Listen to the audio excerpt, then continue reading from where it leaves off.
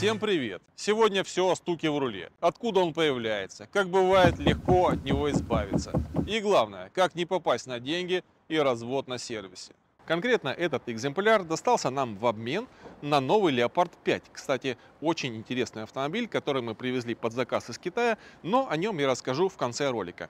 А сейчас Rexton третьего поколения, 2013 года выпуска с пробегом 195 тысяч километров, без окрасов, с одним владельцем. В общем, отличный автомобиль, если не считать сумасшедшего грохота в рулевом механизме, источником которого, как показала диагностика, является карданный узел рулевого вала. Заменить его несложно. Но цена в районе 100 тысяч рублей кажется просто каким-то сумасшествием. Поэтому мы решили разобрать эту деталь и посмотреть, в чем же кроется настоящая проблема.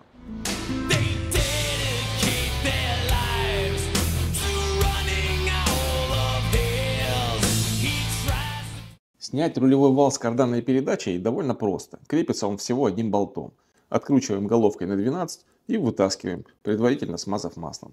Затем достаем сам вал. Деталь довольно увесистая и создает впечатление избыточного запаса прочности. Тем не менее, внутри что-то стучит. И сейчас мы выясним, что конкретно вышло из строя, по какой причине, как это исправить и кто виноват. Крестовины работают плавно, никакого намека на износ нет, стучит что-то внутри. Разбираем дальше. Надо открутить 4 болта головкой на 10. Осторожно открываем. Вытаскиваем пружинную шайбу и пластиковый эксцентрик, задача которого обеспечить плавность вращения этого узла.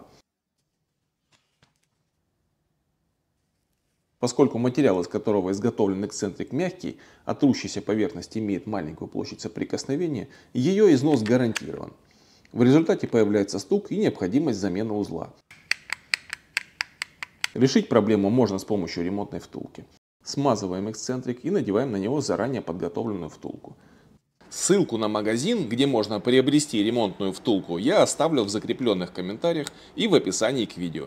Вот таким несложным способом можно избавиться от стука в рулевом кардане и сохранить 100 тысяч рублей. Ну вот и все. Собираем в обратном порядке и проверяем, что получилось.